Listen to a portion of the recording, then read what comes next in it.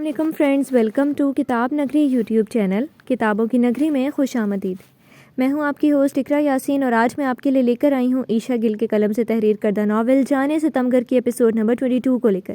اس episode کو start کرنے سے پہلے جلدی سے سبسکرائب کیجیے چینل کو، لائک کیجیے ویڈیو کو اور پریس کیجیے بیل آئیکن کو، تاکہ آپ کو ہمارے ناولز کی اپلوڈ ہونے والی ہر نئی قسط کی نوٹیفیکیشنز فوراً موصول ہو سکیں۔ اب سٹارٹ کرتے ہیں آج کی ایپیسوڈ۔ ماضی شام کا اندھیرا دھیرے دھیرے چہار سو پھیل رہا تھا۔ کچھ وقت قبل آسمان پہ چمکتا سورج ماند پڑتا ہوا دھیرے دھیرے اب نیچے کو آ رہا تھا اور سردی مائل ہو چکا تھا۔ پرندے گھروں کو لوٹ رہے تھے۔ اس سرسبز مقام پہ بنے فارم ہاؤس کے باہر سناٹا چھایا ہوا تھا۔ یہ سردیوں کی خنک نیم اندھیری شام تھی۔ فارم ہاؤس کے اندر بنے اس ووڈن روم میں ہمدانی راکنگ چیئر پر آنکھیں موندے بیٹھے جھول رہا تھا، جبکہ قریب ہی صوفے پر براجمان سائرہ تفکر بھری نگاہوں سے انہیں دیکھ رہی تھی۔ ذرا سے فاصلے پہ بیٹھا 15 سالہ زیان 7 سالہ روشانے کے ساتھ پزلز جوڑنے میں اس کی مدد کروا رہا تھا۔ کیا ہو گیا ہمدانی، اس قدر پریشان کیوں ہو رہی ہیں؟ سائرہ جو کب سے خاموش تھی بول اٹھی۔ سب جانتی تو ہو تم۔ وہ لمبی چوڑی بات کرنے کے موڈ میں نہیں تھا۔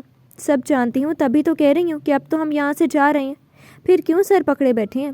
سر پہ سائڈ کو ٹکے گلاب کے پھول کو نرمی سے چھوا گیا، جو صبح روشانی نے باپ کو دیا تھا اور پھر ہمدانی نے بہت محبت سے سائرہ کے بالوں میں سجایا تھا۔ وہ سائرہ کو سب کچھ بتا چکے تھے اور وہ بھی اپنے شوہر پہ مزید الزامات نہیں چاہتی تھی، نہ اسے پریشان دیکھنا چاہتی تھی۔ تبھی اس کو بھی یہی ٹھیک لگا کہ وہ لوگ واپس سے چلے جائیں تو اچھا ہے، خواہ خواہ کسی کی وجہ سے اپنی زندگی کی خوشیاں برباد کرنا۔ زیان نہیں جانتا تھا کہ کیا ماجرا ہے جو اس کا باپ اتنا پریشان ہے اور کیوں وہ واپس جانے والے ہیں، مگر دونوں کے بیچ ہونے والی گفتگو اس کے کانوں تک بآسانی پہنچ رہی تھی۔ میں پریشان زاوش کے لیے ہوں سائرہ، نیازی نے کیا حال کر دیا اس کا۔ اگر تم اسے دیکھو تو تم بھی ترس کھاؤ۔ وہ بیچاری اس کے روز روز کے الزامات اور ظلم سہنے کے باوجود بھی اب تک اس سے وفا نبھانے کو اس کے ساتھ ہے، پھر بھی نہ جانے کیسا شخص ہے کہ سچ کو سمجھتا ہی نہیں۔ وہ ایک بیداگر ہے۔ غصے اور پاگل پن نے اس کی آنکھوں، اس کے کانوں اور اس عقل پہ پٹی باندھ دی ہے، تبھی نہ سچ دیکھ پاتا ہے نہ سن پاتا ہے۔ ایسے انسان کے منہ لگنے کی اب کوئی ضرورت نہیں، بلکہ اب تو ہم یہاں سے چلے ہی جائیں گے، مگر پھر بھی اس سے کسی قسم کا رابطہ کر کے کسی کو مظلوم یا سچا ثابت کرنے کی ضرورت نہیں ہے۔ سائرہ جب نیازی کے متعلق بولی تو لہجے میں کڑواہٹ واضح تھی۔ وہ ہمدانی کو سمجھا رہی تھی، جبکہ وہ اس بات سے انجان تھی کہ ایک بار رابطہ کر کے وہ سب کلیئر کرنے والے تھے، مگر یہ بات وہ سائرہ سے چھپا گئے اور اپنے برابر پڑے ٹیبل پہ رکھے گئے کیمرے کو ایک نظر دیکھا، جیسے اس میں کچھ ضروری قید کر رکھا ہو۔ سائرہ نے ان کا یوں کیمرے کو دیکھنا محسوس نہ کیا، ورنہ ابھی اٹھ کر دیکھتی کہ آخر ایسا کیا ہے جس میں جو ہمدانی یوں دیکھ رہا ہے اسے، اور شاید وہ دیکھ بھی لیتی، مگر اس سے قبل ہی زیان چلا آیا۔ اس نے کیمرہ اٹھایا اور کھیلتی ہوئی روشانی کی تصاویر اور ویڈیو بنانے لگا۔ بھیا ادھر آئے نا، اب گڑیا کے ساتھ کھیلتے ہیں۔ تمام پزلز چھوڑ لینے کے بعد روشانی کا دل گڑیا سے کھیلنے کا مچلا تو گڑیا اٹھا لائی اور ساتھ زیان کو بھی پکارا تو وہ کیمرہ وہیں رکھتا اس کی پکار پہ جھٹ اس کے پاس چلا گیا۔ آپ سمجھ رہی ہیں نا میں کیا کہہ رہی ہوں؟ وہ صرف ہنکارا بھر کے رہ گئے جب کمرے میں ایک دم سے 2 ہٹے کٹے تگڑے نقاب پوش گن لیے داخل ہوئے۔ کوئی اپنی جگہ سے نہ ہلے۔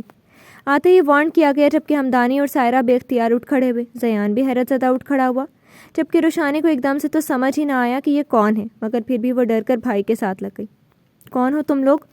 ہمدانی نے باروب آواز میں پوچھا۔ سائرہ اور روشانی سہم گئی تھیں، جبکہ ہمدانی اور زیان کے دل میں صرف اپنی فیملی کی جان کو لے کر خوف پیدا ہوا۔ انہیں لگا کہ یہ کوئی ڈاکو ہیں۔ یہ میرے آدمی ہیں ہمدانی۔ تبھی ایک شناسائی آواز کمرے میں گونجی اور پھر ان دونوں نقاب پوشوں کے پیچھے ہٹنے پر وہ شناسائی چہرہ بھی آشکار ہوا۔ نیازی تم؟ ہمدانی کے ساتھ ساتھ سائرہ بھی حیرت زدہ رہ گئی۔ وہ آدمی اس حد تک پہنچ گیا تھا کہ بندے اور گنے لے کر ان کے فارم ہاؤس تک چلا آیا۔ وہ حیران نہ ہوتے تو کیا ہوتے؟ نیازی کے ساتھ صادق بھی تھا۔ ہاں میں۔ وہ چلتے بھی اس کے روبرو آ کھڑے ہوئے۔ یہ سب کیا ہے؟ کیا کرنا چاہتے ہو تم؟ وہ جو سمجھ رہا تھا کہ ڈاکو لوٹ مار کو آ گئے ہیں، نیازی کو دیکھ کے وہ سمجھنا بھی چاہتا تو سمجھ نہیں پا رہا تھا۔ ہاں کتنے بھولے ہو تم ہمدانی، یا پھر بھولے بن کے اداکاری کر رہے ہو؟ یہ سب دیکھ کر بھی سمجھ نہیں آ رہی کہ آخر کس مقصد کے تحت آیا ہوں۔ ان کی اس بات پہ سائرہ کا دل ایک دم شدت سے دھڑکا۔ تیرا قصہ ختم کرنے آیا ہوں۔ وہ جو پہلے ہنس رہے تھے اب یکدم غصے میں آتے بولے۔ ہمدانی بالکل نہ گھبرایا، جبکہ سائرہ کا ہاتھ بے اختیار دل پر گیا۔ یہ تم کیا کہہ رہے ہو؟ تم ایسا نہیں کر سکتے۔ وہ بیچ میں بول اٹھی۔ وہی کہہ رہا ہوں جو اس نے اور تم نے سنا، اور رہی بات کرنے کی تو وہ تو میں آج کر کے دکھاؤں گا۔ کیا لگتا تھا تجھے کہ چھپ چھپ کے میری بیوی سے ملتا رہے گا، اس کے ساتھ اپنے دن رات حسین کرے گا اور میں بے غیرتوں کی طرح سب خاموشی سے برداشت کرتا رہوں گا؟ نہ نہ نہ ہمدانی، ابھی تو مجھے ٹھیک سے جانتا نہیں ہے۔ دیکھو نیازی، جسے تم سمجھتے آئے ہو ویسا کچھ نہیں ہے. نہ میں زاوش کے ساتھ ایسے کسی بھی رشتے میں ہوں, نہ ہی وہ. چلو مانا کہ تم مجھے غلط سمجھ کے الزام لگا رہے ہو, مگر کم از کم اس بیچاری کی تو ایک بار سن لو. وہ تم سے سچی محبت کرتی ہے, تمہیں دھوکہ. بکواس بند کرو اپنی. ہمدانی نے انہیں سمجھانا چاہا کہ وہ ایک بار تحمل سے سن لے دونوں کی بات, مگر وہ اسے چلا کر ٹوک گئے. کیوں کر رہا ہے تو اس کی حمایت؟ کیوں اسے سچا ثابت کرنا چاہتا ہے؟ کیوں اس کی فکر ہے؟ تجھے سب اچھے سے سمجھتا ہوں میں. تو تڑپتا ہے اس کو اس حال میں دیکھ کے کیونکہ تو آج بھی اس کے پیچھے مرتا ہے. اس کی باتوں کا غلط مطلب لے رہے تھے. میں کسی کے پیچھے نہیں مرتا. ہاں یہ سچ ہے کہ مجھے وہ پسند تھی اور میں اسے شادی کا خواہش مند تھا, مگر وہ تمہیں چاہتی تھی, تمہیں اپنا ہم سفر بنانا چاہتی تھی. میں نے اس کی خواہش کا دل و جان سے احترام کیا کیونکہ میں چاہتا تھا وہ ہمیشہ خوش رہے. آج بھی اس کی خوشی چاہتا ہوں, تبھی تو تمہیں میں سمجھانا چاہ رہا ہوں. تو اس کی خوشی چاہتا ہوتا تو اس سے دور رہتا, مگر میں نے جب جب اس پہ یقین کرنے کا سوچا تب تب اسے تیرے ساتھ پایا. ہر بار اس نے مجھے فریب دیا, مگر نہیں ہمدانی, اب مزید نہیں. ہاتھ اٹھا کر ڈفی میں سر ہلاتے ہوئے انہوں نے کہا, انداز ایسا تھا جیسے بس بہت ہوا. میں سچ کہہ رہا ہوں, ایک بار تحمل سے مجھے سنو تو صحیح. میں بھلا تمہاری بیوی میں دلچسپی کیوں لوں گا؟ مجھے اپنی بیوی سے بہت محبت ہے. زاوش کے لیے میرے دل میں جو کچھ بھی تھا صرف شادی سے پہلے تک تھا. شادی کے بعد میں نے اپنا دل, اپنی جان صرف اپنی بیوی کے نام کی ہے. مجھے میری بیوی, میرے بچے, اپنی یہ چھوٹی اور پیاری فیملی بہت عزیز ہے نیاسی. مجھے دوسری عورتوں سے کوئی سروکار نہیں ہے. اب کہ وہ انتہا کی بے بسی سے بولا, کیونکہ سامنے والا انہیں پتھر معلوم ہو رہا تھا جس پہ کسی کی بھی باتوں کا اثر نہیں تھا کہ ذرا سا ہی پگھل جائے, ذرا سا ہی سمجھ جائے. ہمدانی بالکل سچ کہہ رہے ہیں. تم جو بھی الزامات ان پہ لگا رہے ہو وہ سراسر جھوٹے ہیں. پلیز انہیں کچھ مت کہنا. سائرہ روتی ہوئی اپنے شوہر کے حق میں گواہی دینے لگی. تم چپ رہو, تمہاری گواہیوں کی مجھے کوئی ضرورت نہیں ہے. اور بی بی, اس مکار آدمی نے تمہیں بھی دھوکے میں رکھا ہوا ہے. شکر کرو کہ آج ایسے دھوکے باز اور دوسروں کی بیویوں کے ساتھ رنگ رلیاں منانے والے خبیث انسان سے تمہاری جان چھوٹ جائے گی. وہ درشتگی سے بولے تو ان کے آخری جملے پر سائرہ کے ساتھ ساتھ زیان کی بھی روح کانپ اٹھی. گن دو. وہ اب مزید باتوں میں وقت برباد نہیں کرنا چاہتے تھے. تبھی صادق سے اپنی گن مانگی. نہیں پلیز, تمہیں خدا کا واسطہ ہے انہیں کچھ مت کہنا. میں تمہیں کہہ رہی ہوں نا کہ یہ بے قصور ہیں, ان کی کوئی غلطی نہیں. یہ دھوکے باز ہرگز نہیں ہے. نیازی پلیز ایسا مت کرو. نیازی نے گن ہمدانی کی طرف تانی تو سائرہ دونوں ہاتھ جوڑتی ہوئی روتی ہوئی ان کے قدموں میں بیٹھ گئی. پیچھے ہٹ جاؤ ورنہ اس سے پہلے تمہارا کام تمام کر دوں گا. ان کے کام میں رکاوٹ بن رہی تھی, تبھی انہوں نے اسے ٹھوکر مار کر پرے گرایا. اپنی حد میں رہ نیازی, ورنہ اچھا نہیں ہوگا. ہمدانی کی ان کی اس حرکت پر دھاڑ اٹھا اور سائرہ کو پکڑنے کے لیے آگے بڑھا, مگر صادق نے اس کا راستہ روکا اور پھر اسے اپنے بازوؤں میں جکڑ لیا. صادق کے بھاری بھرکم وجود کے آگے ان کی طاقت ماند پڑ رہی تھی. ہاں ہاں ہاں, تو کیا کر لے گا؟ تو فی الحال اس قابل نہیں کہ مجھے روک سکے, اور چند لمحوں بعد تو کسی بھی قابل نہیں رہے گا. گھٹیا انسان, ہاتھ مت لگانا میرے ڈیڈ کو. زیان سے اب اور برداشت نہ ہو سکتا تھا تو چلا اٹھا. نیازی نے سر گھما کر پیچھے کھڑے اس لڑکی اور بچی پہ ایک سرسری سی نگاہ ڈالی جو بھاں بھاں کر کے رونا شروع ہو گئی تھی, اور واپس گردن سیدھی کرتے دونوں نقابپوشیوں سے بولے, منہ بند کرواؤ ان دونوں کا. وہ حکم کی تعمیل کرنے کو آگے بڑھے اور باپ کے پاس جاتے زیان کو کھینچ کر واپس پیچھے لے جاتے ہوئے ایک نے زیان کو جکڑا اور ایک نے روشانے کو. اس کی گڑیا پکڑ کر پرے اچھالی جو ہمدانی کے قریب اوندھے منہ جا گری, اور پھر دونوں کے منہ پر کپڑے ٹھوس دیے. گن ہونے کے باوجود بھی انہوں نے گن نہ تانی کہ بچی تو بنا گن کے ہی شکنجے میں آ جائے گی, جبکہ لڑکی کو شاید گن کا بھی خوف نہیں. تبھی اس کے ہاتھ کمر سے جوڑتے ہوئے انہیں مضبوطی سے پکڑ لیا. چھوڑو مجھے, وہ چلایا, مگر اس کی کسی نے نہ سنی. نیازی, تمہارا مسئلہ میرے ساتھ ہے, اس میں میری بیوی اور بچوں کو نہ گھسیٹو. تم بے شک میری جان لے لو, مگر ان کو یہاں سے جانے دو, چھوڑ دو انہیں. اب کے ہمدانی کے لہجے میں بھی التجا تھی, مگر مقابل ظالم بنا کھڑا تھا. وہ اس کی فیملی کو نقصان پہنچانے کا ارادہ نہیں رکھتا تھا, مگر ان کے سامنے اس کو قتل کرنے کا ارادہ ضرور رکھتا تھا. تیرے بیوی بچوں سے مجھے کوئی سروکار نہیں. میرا مسئلہ واقعی تجھ سے ہے. جیسے ہی تو ختم, میرا مسئلہ ختم. پھر تیرے بیوی بچے جہاں مرضی جائیں, جئیں مرے میری بھلا سے. تو کہہ کہا لگا کر ہنس پڑے. چلو صادق, 1 سے 3 تک گنتی شروع کرو, اور ہاں ذرا جلدی 3 تک پہنچنا. اور اس دوران جو بھی بیچ میں بولا پہلے کھوپڑی اس گن سے اسی کی کھلے گی. زیان نے چلانا چاہا, مگر کیسے چلاتا؟ اس کے چلانے کی راہ کو بند کر دیا گیا تھا. معصوم روشانے بھی گھٹ گھٹ کر روتی رہی, جبکہ سائرہ پھر سے بولتے ہوئے ہمدانی کے آگے چلی آئی اور دونوں بازو پھیلا دیے. نہیں نیازی, تمہیں خدا کا واسطہ ہے, میرے شوہر کی جان بخش دو. میں تمہارے آگے ہاتھ جوڑتی ہوں, رحم کھاؤ ہم پر. آنسوؤں سے تر چہرہ لیا اب کے پھیلے ہوئے بازو سمیٹ کر ہاتھ جوڑتی التجائیہ لہجے میں گویا ہوئی. سائرہ چپ کر جاؤ, مت آؤ بیچ میں. ہمدانی نے الٹا اس سے التجا کی, کیونکہ وہ نہیں چاہتے تھے کہ نیازی بھڑکیں اور سائرہ کو نقصان پہنچا دیں, مگر وہ ٹس سے مس نہ ہوئی. صادق نے اسے کوہنی سے پکڑ کر پرے جھٹکا دیا تو وہ سیدھا صوفے سے جا لگی اور جسم میں درد کی لہر اٹھی. سائرہ تم ٹھیک؟ اس سے قبل کہ وہ سائرہ کی طرف بڑھتے صادق راہ میں حائل ہو گئے اور بنا نیازی کے کہے گنتی شروع کر دی. 1. نیازی رک جاؤ، میری بات سنو. اس وقت تم ہوش و حواس میں نہیں ہو. ایسا کوئی بھی قدم مت اٹھاؤ کہ جس سے بعد میں تمہیں پچھتانا پڑے. ہمدانی نے دونوں ہاتھ اٹھا کر بہت نرمی سے کہا مگر بے سود. 2. تم سن رہی ہو نا میں کیا کہہ رہا ہوں؟ مت کرو ایسا، مت بننا ایک قاتل. پلیز اس کو نیچے ہٹاؤ، میری بات سنو. میں کسی کا برا نہیں چاہتا، میں غلط نہیں ہوں، مگر گن نیچے نہ ہوئی. 3. نیازی دیکھو میں بے قصور ہوں، میں تمہاری زندگی میں مداخلت نہیں کر رہا، بلکہ ہم سب تو یہاں سے ہمیشہ کے لیے جا تھا. 3 کے بعد گن سے گولی نکلی تو ایک دل خراش چیخ پورے فارم ہاؤس میں گونجی تھی، مگر وہ چیخ ہمدانی کی نہیں بلکہ سائرہ کی تھی، جو بھاگتی ہوئی اچانک سے ہمدانی کے آگے آڑ بن کے کھڑی ہو گئی کہ نیازی کو پتہ ہی نہ چلا اور گولی سیدھا اس کے سینے کو چیرتی گئی. گولی کی آواز سے فارم ہاؤس کے باہر چھایا سناٹا ٹوٹ گیا. شام کا اندھیرا ہر طرف اب مکمل پھیل چکا تھا. درختوں پہ بیٹھے آرام کرتے پرندے گولی کی آواز سے ایک دم سے یوں اٹھے کہ فضا میں کوہرام سب مچ اٹھا. سائرہ!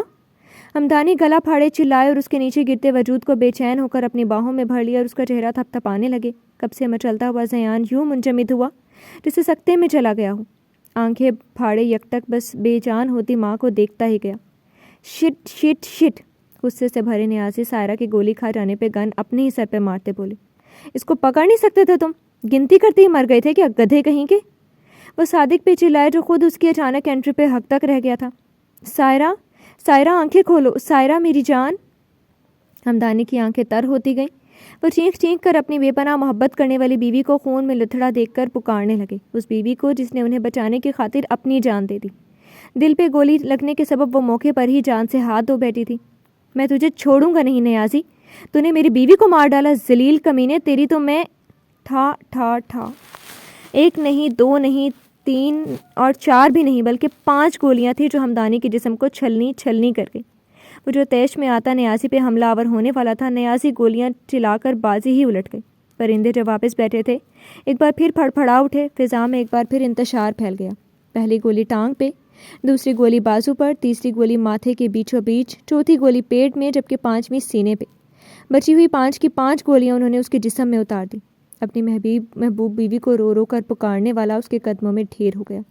خون سے دونوں کا جسم تو لتھڑا ہی، مگر ان کے خون کی چھینٹیں صادق اور نیازی کے کپڑوں پہ بھی نقش چھوڑتی گئیں. سائرہ کے بالوں میں سجا سفید گلاب خون کے سبب آدھے سے زیادہ سرخ ہو چکا تھا. پتلے بنے زیان میں بھی حرکت ہوئی اور وہ پاؤں مارنے لگا، ہاتھ چھڑوانے کی کوشش کرنے لگا. ابھی ہوش میں آج وہ پہلی بار رویا تھا. اب بول تو سالے، اب اٹھ، اب مار مجھے. ہاں ہاں ہاں! نیازی کا فلک شکاف کہہ کہا پورے کمرے میں گونج اٹھا. وہ آگے بڑھے اور ایک زوردار ٹھوکر ہمدانی کی لاش کو رسید کی. خس کم جہاں پاک! تنفر سے کہتے وہ دروازے کی طرف بڑھنے لگے مگر پھر رکے. چیک کرو کہیں کوئی خفیہ کیمرہ تو نہیں، بلکہ پورا فارم ہاؤس ہی چھان مارو، مگر یہ کام مکمل کرنے سے قبل واپس مت لوٹنا. اور ہاں، اس خوبصورت منظر کی ایک تصویر تو بنتی ہی ہے، کیا سمجھے؟ وہ صادق کو حکم دیتے خود کمرے سے نکل گئے. چھوڑو ان کو اور باس نے جو حکم دیا اس پر عمل کرو. صادق نے آگے سے ان دونوں آدمیوں کو حکم صادر کیا تو وہ دونوں بچوں کو آزاد کرتے حکم کی تعمیل کرنے لگے.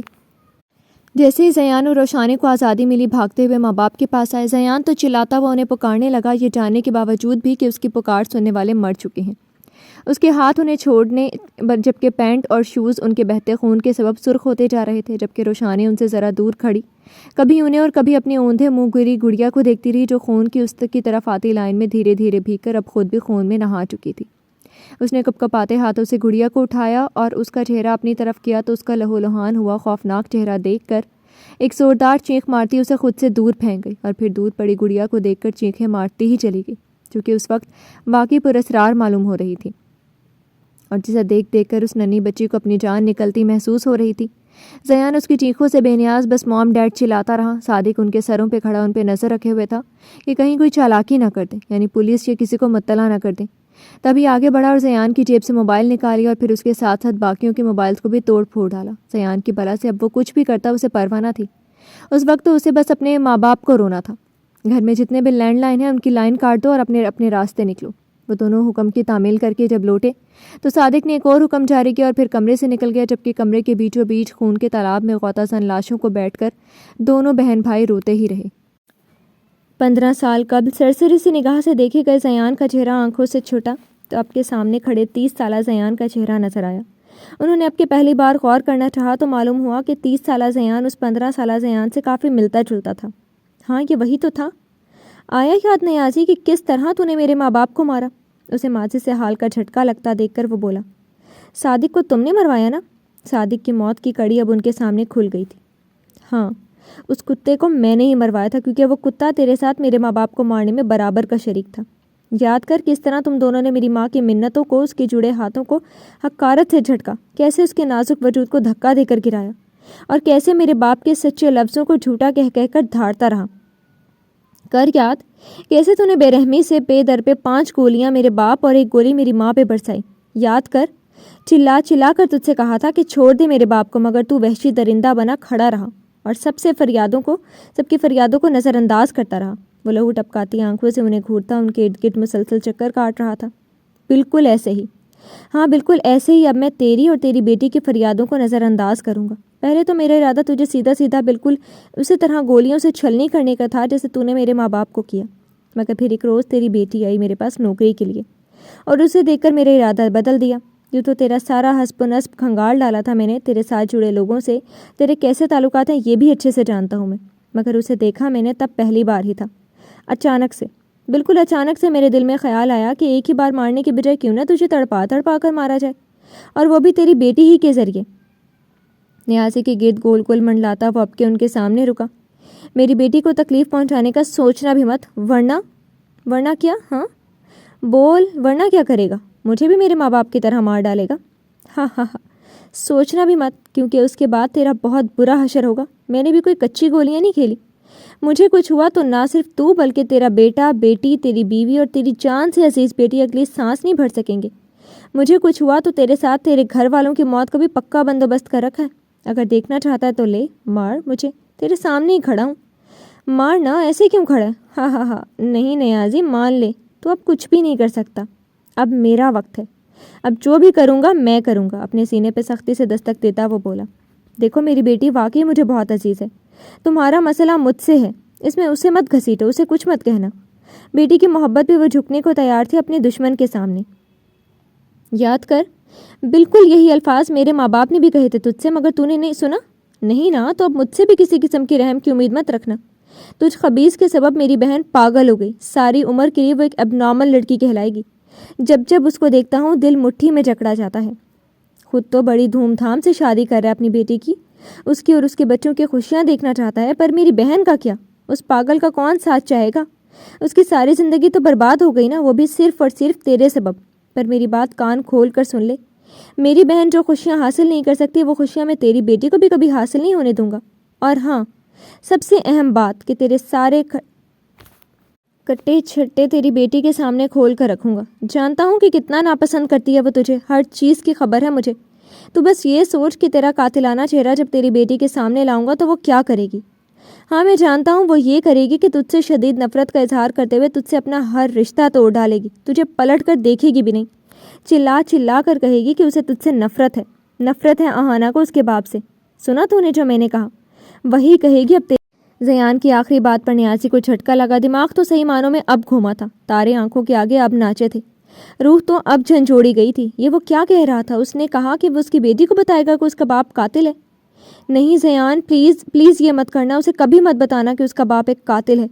وہ پہلے ہی مجھ سے بدگمان رہتی ہے، پھر تو مجھ سے ہر ناتا توڑ دے گی۔ اسے مت بتانا کہ میں نے 2 لوگوں کی جان لی ہے، مت لانا یہ حقیقت اس کے سامنے، میں اس کی نفرت نہیں سہ پاؤں گا۔ تم سے گزارش کرتا ہوں ایسا کبھی مت کرنا، وہ مجھ سے دور ہوئی تو میں جیتے جی مر جاؤں گا، اور میری بیٹی کو مجھ سے دور مت کرنا پلیز۔ وہ ہاتھ جوڑے درخواست کو ہوئے۔ تجھے جیتے جی مارنا ہی تو ہے؟ زیان نے ان کے جڑے ہوئے ہاتھ چھٹکے۔ خدا کے لیے میری بیٹی کو کسی تکلیف سے مت گزارنا، اور نہ ہی اسے اس کے باپ کا سچ بتانا۔ انہوں نے پھر سے ہاتھ جوڑے، جبکہ زیان دل ہی دل میں گویا ہوا کہ اب آیا نا اونٹ پہاڑ کے نیچے۔ ہاتھ کیا تو پاؤں بھی جوڑ لے، تو یہ زیان ایک نہیں سنے گا۔ میرے اندر جو بدلے کی آگ لگی ہوئی ہے اسے تو میں بجھا کر ہی دم لوں گا۔ تو بس دیکھتا جا نیازی، بس دیکھتا جا کہ میں کرتا کیا ہوں۔ اس کے جڑے ہاتھوں کو دیکھ کر زیان نے حقارت سے تھوک پھینکا۔ دل تو چاہ رہا تھا ان کے منہ پر تھوکتے۔ تو یہاں بیٹھ کر سوچوں میں جلتا رہے، میں تو چلا اپنی پیاری بیوی کو لے کر اپنے گھر۔ وہ مزید یہاں رکنا نہیں چاہتا تھا، جو باتیں کرنی تھیں کر لیں، جو اس کے کانوں میں خوف اور ڈر انڈیلنا تھا انڈیل لیا۔ زیان رکو، میری بات سنو، کچھ مت کہنا آہانہ کو، وہ تم سے بہت محبت کرتی ہے۔ اس محبت کی ہی لاج رکھ لینا، اس محبت کی خاطر ہی اپنے لب اور ہاتھ باندھے رکھنا۔ وہ جا رہا تھا جبکہ نیازی اس کے پیچھے پیچھے لپکے۔ محبت مائی فٹ، اونچا سا بڑبڑا کر وہ کمرے سے نکل گیا۔ سوائے ملازموں کے اس گھر میں اور کوئی ایسا نہ تھا جو ان کا استقبال کرتا۔ ہاں، معیز پورے فنکشن سے لے کر اب تک اس کے ساتھ ساتھ تھا۔ گھر داخل ہوئے تو ان پر پھولوں کی برسات کی گئی۔ جہاں سے گزرتے گئے پھول قدموں میں ڈھیر ہوتے گئے۔ اس نئے سفر میں اپنے ہم سفر کا ہاتھ تھامے اس کے قدموں سے قدم ملا کر چلتی وہ بے حد مسرور ہو رہی تھی۔ Welcome to my sweet home Ahana Zayan. اس کے کان کے قریب زیان نے سرگوشی کی تو وہ اس کے اہانا زیان کہنے پہ مسکرائی اور بولی، میرا کیا ہوتا ہے، ہمارا کہیں۔ اس نے زیان کی بات کی تصحیح کی تو وہ سر کھجایا بولا، سوری، ہمارا گھر جناب۔ چلو آؤ، آج تمہیں اپنا، میرا مطلب ہے کہ ہمارا کمرہ بھی دکھاتا ہوں، بلکہ تم سمیرا کے ساتھ جاؤ، میں روشانے سے مل کر آتا ہوں۔ وہ ہولے سے اس کے گال کھینچتا آگے بڑھا جب اہانا نے اس کا ہاتھ پکڑ کر اسے روکا۔ میں بھی چلتی ہوں آپ کے ساتھ، مجھے بھی ملنا ہے روشانے سے۔ اس کا بھی بہت دل چاہ رہا تھا اس پیاری لڑکی سے ملنے کو، مگر زیان نے ایک نظر اوپر سے نیچے تک اس کے سرخ چوڑے پہ ڈالی اور بولا، صبح مل لینا، ابھی تم کمرے میں جاؤ۔ اس نے سیدھا سیدھا انکار تو نہ کیا، مگر اہانا سمجھ گئی کہ وہ اس سے فی الحال ملوانا نہیں چاہتا۔ وجہ تو سمجھ نہ آئی نہیں، اس نے جاننے کی کوشش کی، بلکہ فرما برداری سے سر ہلا گئی۔ مائی سویٹ گرل۔